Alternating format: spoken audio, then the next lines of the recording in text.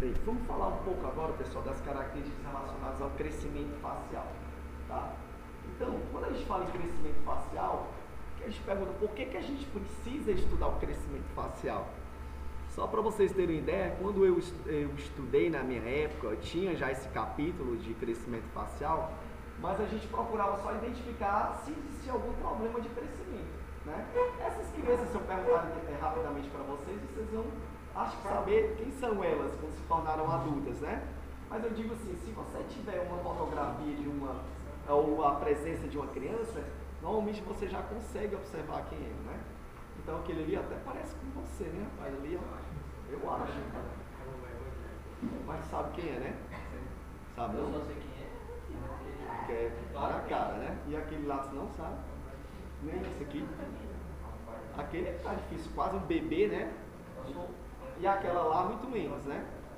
Bem, mas se a gente assim, colocar para frente, né, essas características, você vê que algumas características mudam, outras não. Você bem observou que ali a Angelina Jolie é a mesma, né? Não mudou quase nada. Vamos lá, gente, vamos para frente. Então, não dá para identificar. Eu acho que esse menino aqui já tem uma retração de maxila, né? Batendo o olho assim já dá para observar, né? Mas vamos ver como é que ficaram as questões depois que ele cresceu, né? Parou? Não, continua.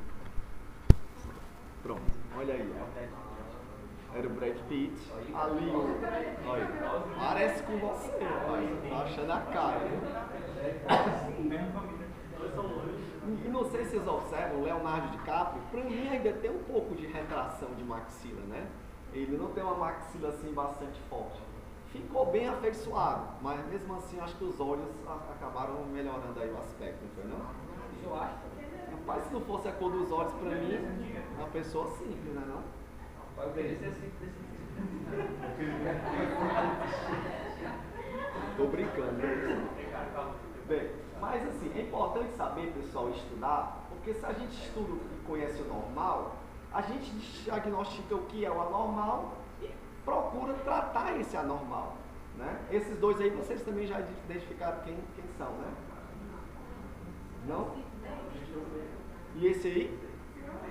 Olha aí, pessoal, a característica da boca quando ele era adolescente, né? E ficou diferente, né? Então a gente percebe que a gente conhecendo o normal, a gente acaba tratando para ficar normal. E normalmente essas pessoas que tinham algumas características não mudam, por quê? Porque muitas vezes não fizeram nenhuma intervenção ortopédica. Dá para perceber que as características aí permanecem bem parecidas. Mas tem outras, por mais que a gente trate, a gente não consegue uma boa resposta. Por que acontece para umas coisas e outras não? E a gente vai ver que existe uma diferença entre onde a genética atua fortemente e onde o ambiente atua fortemente. Onde é que nós vamos ter mais sucesso, ou um melhor prognóstico? Quando o ambiente oferece mais influência do que a genética, né? Essa aqui vocês conhecem, né? Não é a Catherine Zeta-Jones, né? Então ela tinha, dá para perceber, uma certa protrusão de maxila, né? E eu acredito que deve ter tido alguma intervenção para a maxila ficar um pouquinho mais para dentro, fazendo uma contenção, e muitas vezes isso acontece durante o crescimento. E por último, esse rapazinho aí que todo mundo conhece, né? Vocês lembram dele? Não, também? Não acredito, gente. Esse cara aí que fez vários filmes, agora vocês identificaram o filme, vai dar uma viradinha e vocês vão reconhecer. Ainda não? Ah, não é possível. Durante muito tempo, inclusive, ele ficou vários filmes com um sorriso torto pro lado esquerdo. Agora deu para perceber quem é? Né? Bem,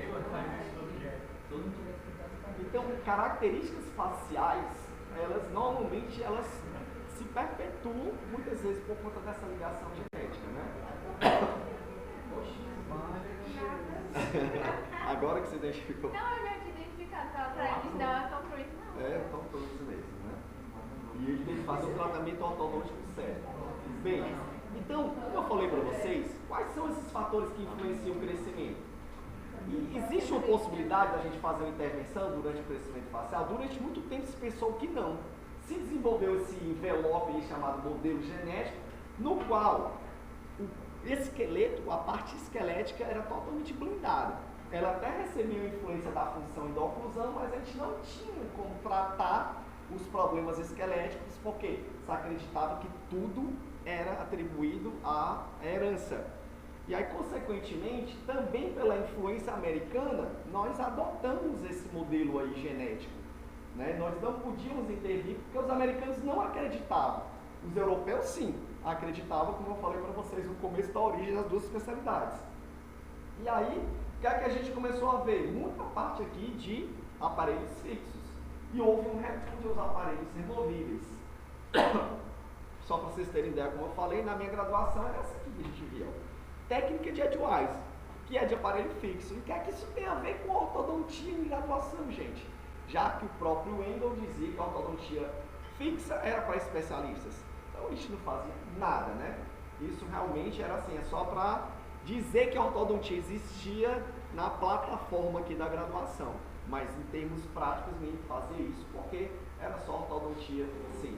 E quem se atrevia a fazer essa ortodontia com aparelhos removíveis sofria preconceito de todos os lados. Inclusive, o meu professor disse que já foi chamado de aranheiro, o professor Vigorino, porque ele gostava muito de trabalhar com esses aparelhos e alguns deles, como tem essas perninhas que são os dedos, né, eram associados com aranhas. Então, a gente percebe, pessoal, que existe uma grande dificuldade da gente tratar. Por quê? Porque alguns pacientes já têm uma origem genética dos pais que vieram, inclusive, dos seus avós, tataravós e assim por diante. Essas más oclusões que têm essa influência genética são bem mais difíceis da gente tratar. Houve, por exemplo, uma dinastia chamada dinastia dos Habsburgos, que depois se espalhou por toda a Europa, que uma das características era o quê? Um prognatismo mandibular.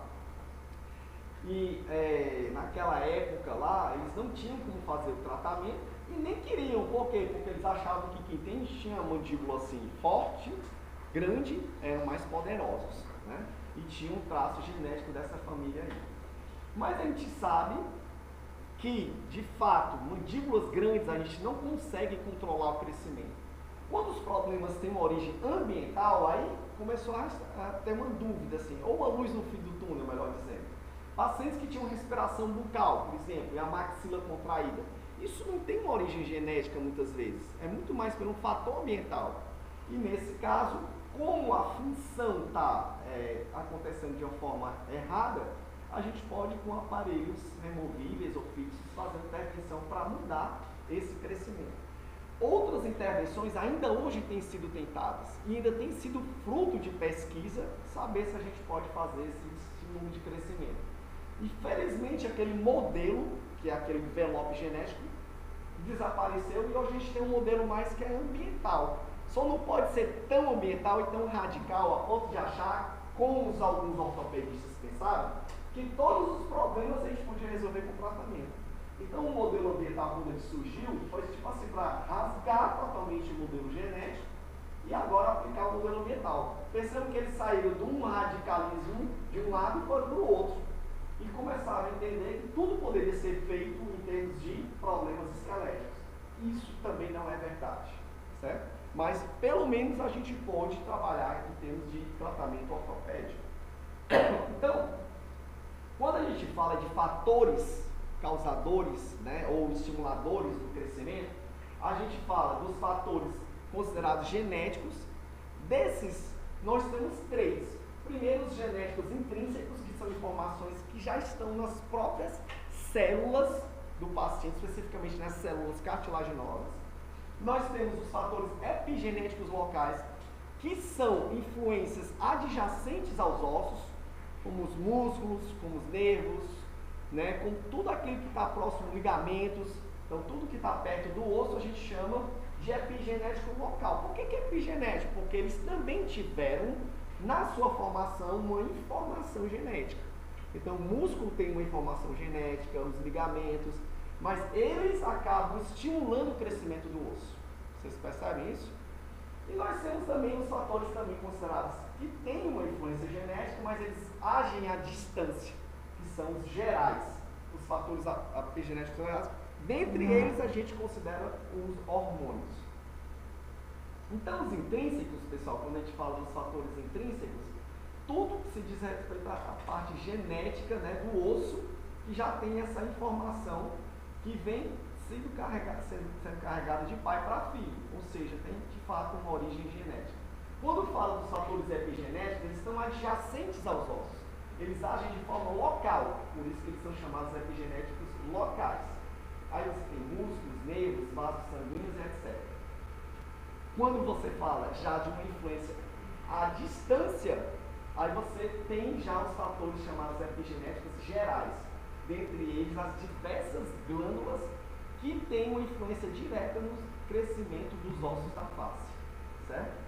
Então, quando essas glândulas não estão atuando de uma forma equilibrada, nós temos ou os ossos crescendo demais ou crescendo de menos, né? Então, por exemplo, o gigantismo hipofissário, ele faz com que as extremidades cresçam demais e podem provocar o crescimento exagerado da mandíbula. E quando nós temos o nanismo, algumas características é justamente o que? A falta de influência no crescimento da maxila para frente. Então, essa é uma influência relacionada ao fator hormonal. E aí, pessoal, depois de falar desses fatores epigenéticos ou genéticos, a gente fala dos ambientais, que só são dois. Um é o fator ambiental geral, por exemplo, a poluição, que acaba interferindo no paciente, causando uma respiração bucal. Então, essa respiração predominantemente bucal acaba influenciando negativamente no crescimento transversal, especificamente da maxila. Isso já é bem presente em muitos casos. Eu achei até que aqui em Fortaleza nós não tivéssemos tantos pacientes com contração de maxila com respiração bucal. Mas eu me enganei, né? Depois de passar tanto tempo lá em São Paulo, eu observei que aqui a gente tem muitos casos de contração de maxila, porque o paciente respira muito mais pela boca do que pelo nariz. E às vezes isso tem uma série de problemas envolvidos, né? As rinites, sinusites, ou seja, várias enfermidades respiratórias. Quando a gente fala dos métodos de estudo, pessoal, a gente observa que no decorrer da história esses métodos para a gente avaliar o crescimento ainda estão sendo colocados em prática. E a gente divide eles em três tipos: diretos, indiretos e a mistura dos dois, os diretos e indiretos. Quando a gente fala de método de estudo direto, é aquele estudo que você faz a aplicação de alguma substância ou implantes metálicos em uma amostra e depois de um tempo você vai avaliar a resposta na mesma amostra. Esse tipo de estudo é feito muito mais do que em nível laboratorial em outras espécies, como macacos, ratos, que são os roedores e etc. Né? Inclusive é bastante criticado até por alguns comitês de ética. Mas um dos pesquisadores que utilizou muito esse estudo foi, na verdade, John Hunter, que ele, na verdade, avaliava, né, o crescimento dos ossos humanos e ele até lançou uma hipótese. Será que o crescimento da mandíbula está acontecendo porque está tendo um processo de aposição no bordo posterior da mandíbula e uma reabsorção no bordo anterior, promovendo assim espaço para a erupção dos dentes posteriores? Então, um estudo que foi feito direto por um outro autor chamado Humphrey, ele pegava as mandíbulas de porcos e colocava duas argolas, uma do centro para frente e outra do centro para trás.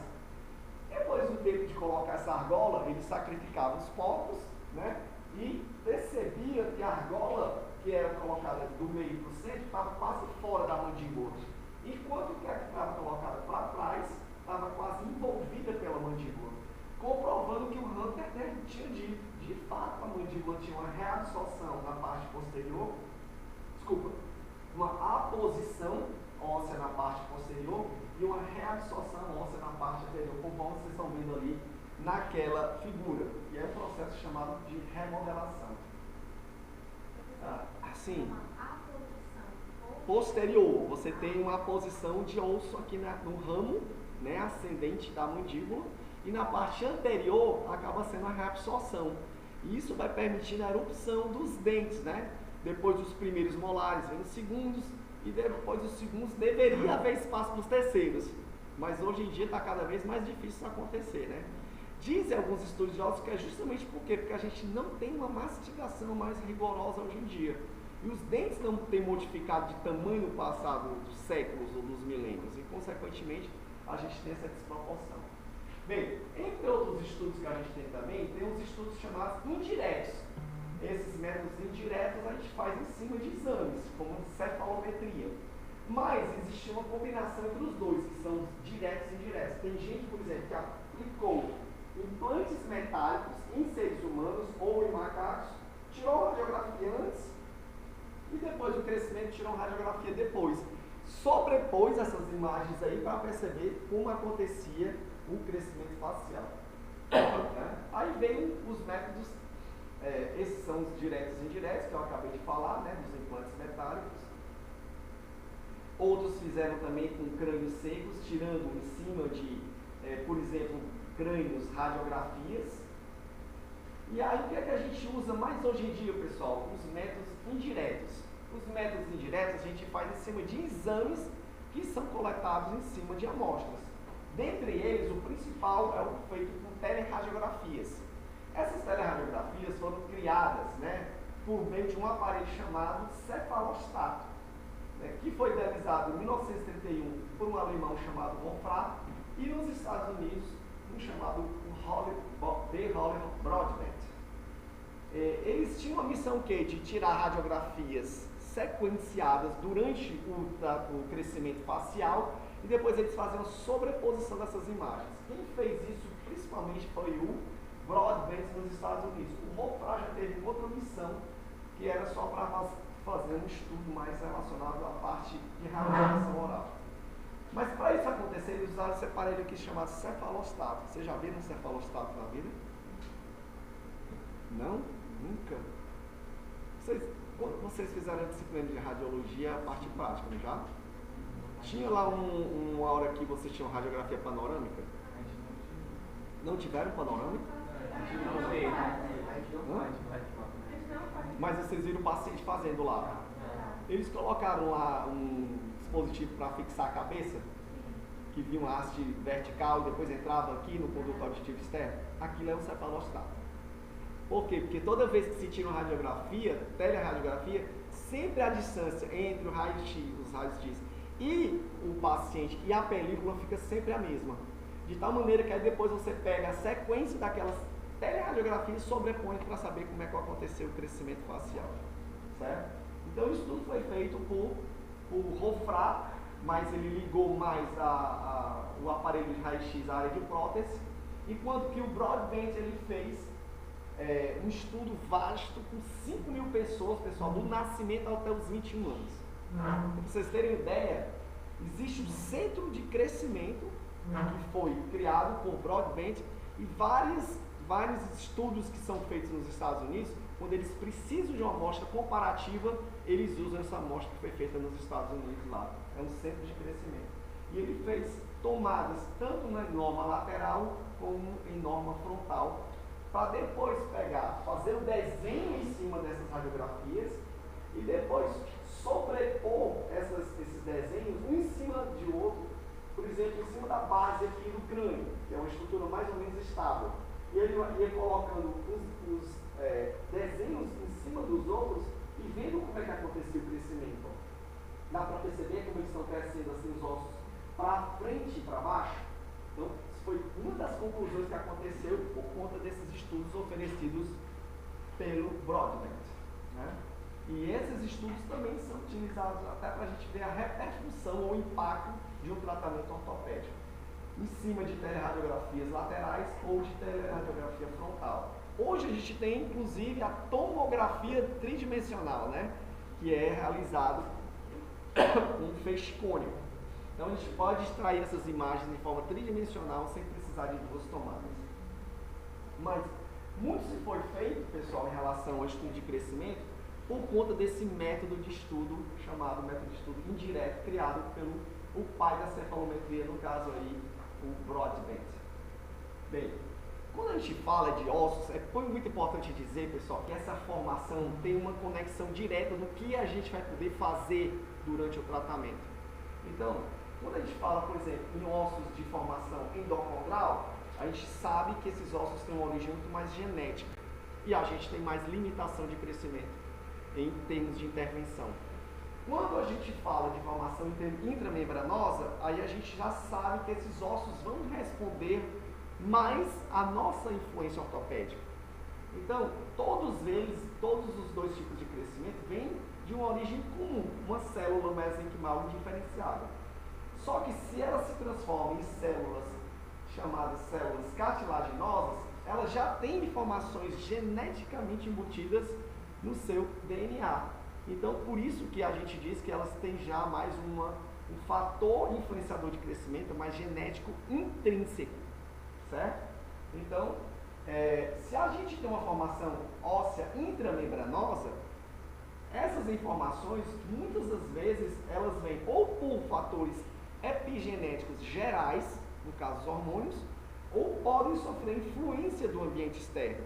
E por isso os ossos que têm essa origem intramembranosa são mais predispostos a sofrer uma influência ortopédica, certo? Essa é a principal diferença quando eu falo nas duas formas aí. E onde é que eu encontro essa formação endocondral? Na mandíbula, pessoal, um dos centros principais é o côndilo. Então, a gente tem inclusive uma teoria que diz que os apinhamentos acontecem por volta dos 18 anos porque os côndilos continuam a crescer e se os incisivos estiverem tocando aqui, ó, a mandíbula ao crescer vai querer ir para frente e um toque com os incisivos superiores vai começar a empurrar os incisivos para trás, causando assim um apinhamento, né? Então, houve muito na década de 90 extrações dentárias de terceiros molares atribuídas ao que? A influência do terceiro molar. E aí depois se concluiu que, peraí, tem casos que nem tem terceiro molar e ainda com o terceiro molar ainda houve apinhamento. Então a influência não era do terceiro molar, era esse crescimento mandibular tardio que vem justamente com esse crescimento aí promovido pelo côndilo, que tem uma influência cartilaginosa. É muito mais difícil a gente promover crescimento cartilaginoso, por quê? Porque tem uma influência muito genética, certo? Então, algumas teorias começaram a se desenvolver em relação à questão do crescimento facial. São 4, tá, pessoal? Dessas 4, a gente aqui pode falar um pouco da teoria de Sicher, e que ele falava que todos os ossos, quer sejam de origem endocondral ou intramembranosa, todos sofrem influências de fatores genéticos intrínsecos. Tudo é hereditário. Bem, aí eu pergunto para vocês, se tudo é hereditário, o que é que a gente pode fazer em relação à ortopedia? Nada. Não é isso? Nada. Então, esse grande pensamento que foi colocado aí, acabou determinando o quê? Que a gente não poderia fazer nada, porque tanto os ossos de origem cartilaginosa como intramembranosa, que também é chamado desmocrânio, e aí a gente tem suturas e periósteos envolvidas, a gente teria inclusive influência dos fatores genéticos. Consequentemente, como é que a gente poderia atuar? E aí começou a se cogitar, peraí, o paciente tem um desvio do septo, de repente durante a fase de crescimento. Isso causou uma contração da maxila por conta da respiração. Qual é a influência genética disso? Né? Por exemplo, alguns problemas relacionados à base do crânio, ou a abóbada craniana, era causado quando havia algum problema relacionado ao cérebro, que não crescia. Por exemplo, crianças que tinham um desenvolvimento ou um crescimento exagerado da calota craniana, como a hidrocefalia. A hidrocefalia pode ser causada por um impacto, um trauma, e o osso começa a crescer. Qual é a origem genética disso? Então, começou a haver aí uma série de críticas relacionadas a esse pensamento em que os ossos eram ditados em seu crescimento puramente pela genética. E aí surgiu um outro pensamento, vindo do Scott. O Scott disse, olha, não é bem assim. A gente sabe que as cartilagens, elas têm uma influência genética, e por isso são mais dificilmente tratadas. Mas os outros ossos, eles podem ser tratados. E aí deu a possibilidade de a gente começar a fazer algumas intervenções. Só que ele errou ao dizer que o periósteo tinha uma influência, mas o periósteo a gente sabe que tem uma influência mais intramembranosa. Ou seja, não é diretamente ligada só aos fatores genéticos intrínsecos. E algumas crianças, como essa daí tirada no livro, ela passou a vida toda intrauterina com a mandíbula apoiada aqui no ombro. E houve uma deformação aqui, dessa região da mandíbula, ou seja, tinha tudo a ver com o periósteo ali e foi um fator ambiental, não teve nada a ver com o fator genético. Então ele errou nessa questão, mas acertou em que a gente poderia já fazer alguma intervenção quando o osso era de origem intramembranosa e mais limitação quando o osso era de origem cartilaginosa. Aí veio um outro chamado Moss, Melvin Moss, que disse, olha, esquece essa coisa de genética. Tudo, na verdade, é controlado ou pelo ambiente externo ou pelos fatores epigenéticos locais. Tem uma influência genética, mas não diretamente do osso. Não é o osso que tem essa informação. Então ele foi bem radical, permitindo assim que o tratamento ortodôntico acontecesse. E ele diz assim, para cada região do osso tem alguém estimulando o crescimento, que são estruturas adjacentes, no caso os fatores epigenéticos locais. Por exemplo, para a cavidade orbitária, por que esse osso se desenvolve?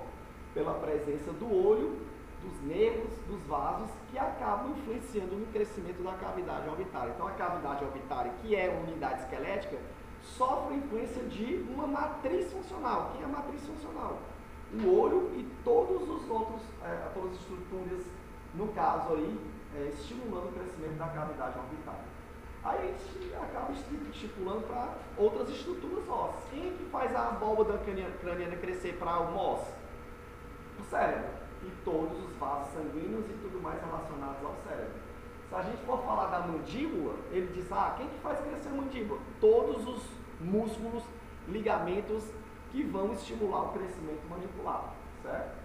Então, os dentes, quem que é que estimula a unidade esquelética do osso alveolar? E a gente sabe disso. Os dentes. Se os dentes estão lá presentes, eles vão estimular o crescimento ósseo. Né? As funções também foram chamadas muita atenção pelo Moss.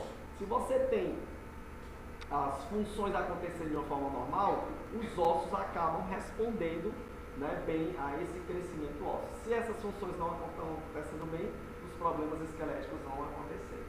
Né? Posição da língua. Se a língua está bem posicionada, ela vai estimular transversalmente o crescimento da maxila. E assim por diante, pessoal. Todos os músculos relacionados à parte do crescimento mandibular, né? Se os músculos também não estão acontecendo e trabalhando corretamente, a gente começa a ter atrofia de palato, a gente tem o recuo da mandíbula, problemas de interposição lingual ou interposição labial, e essa falta de estímulo de crescimento transversal acaba culminando na mordida cruzada posterior. E em pacientes que já têm um padrão vertical, isso ainda é piorado por conta desses problemas que ele considerava muito mais por fatores epigenéticos locais e por fatores ambientais. Só que ele também não fazia diferença, como o Sicher, entre o desmocrânio e o condrocrânio.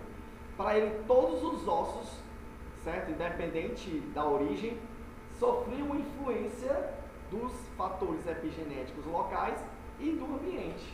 Então, ele não conseguia, por exemplo, explicar como é que também numa hidrocefalia, né, a base craniana não se modificava, ou seja, a base craniana tem influência genética. Só o que se modificava era a abóbada craniana, que tem uma influência ou uma origem intramembranosa. Certo? E aí surgiu Van Limborg. Van Limborg colocou ordem na casa.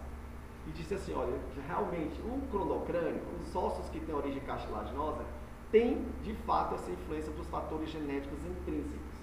Já os ossos de origem desmocraniana, eles têm tanto influência genética, epigenética local, como dos ambientais locais. Ou seja, o tratamento ortopédico é bem melhor nesse tipo de formação óssea. As cartilagens, por terem já essa informação genética, elas são consideradas centros de crescimento, já tem esse potencial de crescer por si só. E ele lançou também no caso, veio depois um pensamento que foi colocado por Moyers. O Moyers, inclusive, se eu pegar o livro lá, para mim foi assim um visionário, porque ele disse, olha, mas vamos perceber que o côndilo, tem um comportamento diferente das outras articulações. Inclusive, um outro autor chamado Enlow disse que a cartilagem do côndilo ela é secundária porque ela responde ao estímulo externo. Então, quando você coloca um aparelho de avanço mandibular, o côndilo começa a produzir mais cartilagem. E esse crescimento cartilaginoso acaba aumentando o crescimento mandibular. Isso foi dito, pessoal, na década de 70, final da década de 60, começo da década de 70, por Moyers. Foi um risco que ele correu, por quê? Porque naquela época ainda existia muito preconceito contra os alemães que defendiam o crescimento mandibular. Deu para perceber? Então, ele foi assim, tipo um cara que se projetou no tempo, Moyers. E aí a gente percebe que a gente tem também alguns movimentos que acontecem durante o crescimento. Dois tipos, um chamado de deslizamento, que é o crescimento real do osso, e o deslocamento, que é o movimento que ele sofre. Quando a gente vai analisar mandíbula e maxila, o crescimento real, a direção é para trás e para cima, tanto mandíbula como maxila. Mas por que acontece o movimento inverso? Porque elas estão conectadas aqui na base craniana. Então, quando a maxila cresce, e cresce nessa direção, ela esbarra na base craniana, especificamente na região anterior da base, e consegue assim se deslocar para baixo. Quando ela se desloca às custas do seu próprio crescimento, esse deslocamento é chamado primário. Mas, quando é a base craniana que cresce e empurra a maxila para baixo, esse deslocamento é chamado de deslocamento secundário. A mesma coisa acontece com a mandíbula. A mandíbula tende a crescer para trás e para cima, que é o seu deslizamento. Mas ela esbarra também aqui na fossa, né, mandibular, que tem uma conexão também com a base do crânio, a parte posterior, e acaba experimentando um deslocamento para baixo. Quando ela cresce por si só, é o deslocamento primário. Mas quando é essa fossa que empurra a mandíbula para baixo e para frente, ela sofre um deslocamento secundário. Certo? E aí, pessoal, o que é que a gente pode fazer em termos de tratamento ortopédico? Quando o problema é na base craniana e na abóbada, ninguém consegue fazer nada, certo? Já quando é na maxila, se a maxila está crescendo muito para frente, a maxila tem mais origem o quê? Intramembranosa, é desmocrânio. Eu consigo restringir o crescimento da maxila quando está acontecendo. E alguns estudos já provaram isso, como por exemplo essa revisão sistemática, que diz que os efeitos dessa correção desse deslocamento anterior é corrigido com um aparelho extrabucal. E quando tem uma restrição de crescimento, a maxila não está crescendo muito. Então, se isso estiver acontecendo, a gente pode também colocar uma máscara para puxar a maxila para frente. Esse deslocamento, muitas vezes, é mais difícil para frente do que restringir o crescimento da maxila.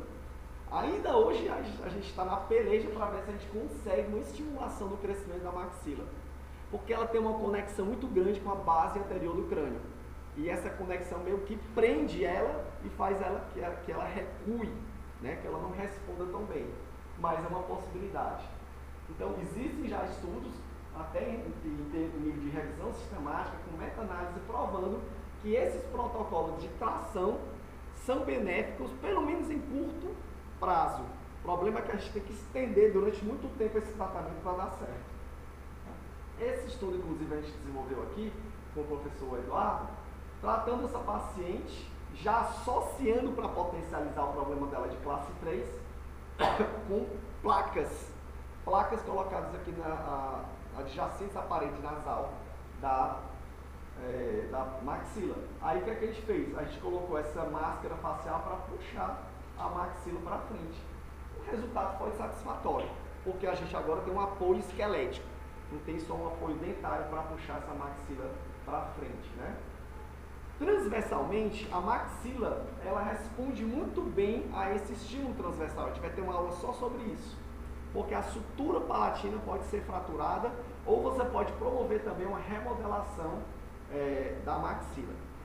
Quando a gente fala já em mandíbula, pessoal, a gente tem duas possibilidades. Transversalmente a gente não consegue quase nada, mas a gente pode ou tentar conter o crescimento mandibular, que é muito difícil, ou a gente pode tentar projetar a mandíbula quando o crescimento está falho. Então a gente não aplica muito mais o procedimento de contenção de crescimento mandibular. porque o crescimento cartilaginoso é muito forte quando acontece com o prognatismo. Então, alguns estudos já mostram que as recomendações e evidências para a gente utilizar a mentoneira são fracas e normalmente a gente não tem usado.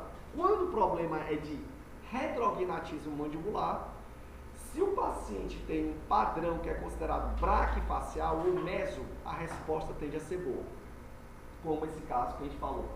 E aos estudos de revisão sistemática tem mostrado que esses aparelhos, quer sejam removíveis ou fixos, que projetam uma mandíbula quando ela está recuada, se o padrão for horizontal, ou seja, é um braquifacial, a resposta tende a ser boa. Se for um padrão já vertical, a resposta não é boa. Então percebam que a gente sabe como é que o crescimento normal acontece, para a gente ter aí as possibilidades de mudança. Então, os padrões faciais já me mostram que se eu tenho problemas de mandíbula retraída no braque, a resposta é boa. Se ele é dórico facial, a resposta é ruim. Se eu já tenho uma classe 3 num dórico facial, a resposta é boa, porque a mandíbula vai recuando conforme ela vai crescendo verticalmente. Mas se for um classe 3 braquifacial, a mandíbula vai fechar aqui e vai ser bem projetada para frente. Então, isso eu tenho que ver porque, por exemplo, eu tenho um paciente que tem classe 2, aí, a mandíbula recuada, e ele, se ele for mesobraque, e eu coloco um aparelho de avanço mandibular, a mandíbula vai rotacionar para frente, tendo assim uma boa resposta quando esse tipo rotacional é considerado anterior da mandíbula, o paciente tem um padrão braquifacial. E a resposta ela é bem sucedida, não só em termos dentários, mas em termos esqueléticos também. Já se for um paciente classe 2 com padrão de crescimento vertical, e eu tenha a possibilidade, ou tente fazer um avanço, a resposta já não é boa. Né? Porque a mandíbula, quando cresce, ela cresce assim, abrindo ó, a mandíbula, abrindo esse ângulo. A resposta não é satisfatória quando eu tenho esse tipo de padrão rotacional posterior, que é um dórico facial. Em termos dentários, a resposta até é boa, mas em termos esqueléticos, a resposta é pobre, certo? Então, é importante que a gente veja esses padrões, com o ângulo gônico fechado, o padrão facial braque, para eu saber e oferecer já uma resposta para o paciente e para os pais. A resposta aqui vai ser boa, o padrão vai ajudar. Né? Agora, é bom que a gente saiba que as bases maxilares estão crescendo e a gente precisa intervir nessa melhor época. Eu sei que com a radiografia de mão de punho, e tem centros de calcificação dela que me mostram qual é a melhor época para eu tratar a maxila e a mandíbula. Né? E eu sei também que o sexo masculino e o feminino, eles atuam em relação ao crescimento de forma totalmente diferente. As meninas, elas crescem antes e crescem um pouco menos que os meninos. Então, quando eu tenho que atuar, minha preocupação tem que ser muito mais rápida para atuar nas meninas. Porque eu sei que elas vão crescer antes e vão crescer menos. Né? E aí eu pego a radiografia de mão de punho, pessoal, e vou identificar só 2 centros de crescimento. Né? Pegando essa radiografia aqui, ó, eu sei que se essa falange média do dedo médio está pequena em relação à diástase, é a melhor época para eu tratar os problemas da maxila. E a diástase, no caso do sesamose não apareceu. Mas, se essa diástase está sendo envolvida pela epífise, já está na melhor época de eu tratar o quê? Os problemas mandibulares. Então, meninos e meninas crescem de forma diferente. As meninas antes e menos. E os homens crescem depois, mas crescem mais. Né? Tendem a ficar com as bases maxilares maiores. Então, só para a gente encerrar, saber que hoje em dia a gente observa o crescimento até para saber qual seriam as características de normalidade, para a gente identificar as anormalidades. E logo que a gente identifique, a gente procura fazer, quando possível, uma intervenção para modificar o crescimento errado. Logicamente, saber que nós temos algumas limitações, principalmente quando o problema é genético intrínseco, ou está atingindo, sendo influenciado por esse fator. Fatores hereditários são muito mais difíceis da gente tratar. E, principalmente, também não deixar o que é ruim piorar. Então, algumas intervenções, por exemplo, um crescimento muito dórico, se eu fizer alguma intervenção ortodôntica, eu posso piorar esse caso. Então, como profissionais, a gente tem que entender crescimento para que a gente ajude o paciente quando for possível. Mas já sabendo que, ao contrário do que se pensava antes, a gente pode fazer alguma coisa. Tá certo, pessoal?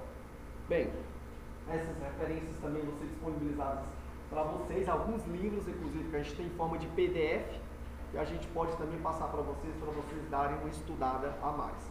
Eu sei que é muita coisa, né? Para pouco tempo, mas vocês vão ficar aí com as aulas depois para vocês estudarem e podem ficar à vontade para vocês perguntarem o que vocês quiserem. Agora ou depois, tá? Obrigado.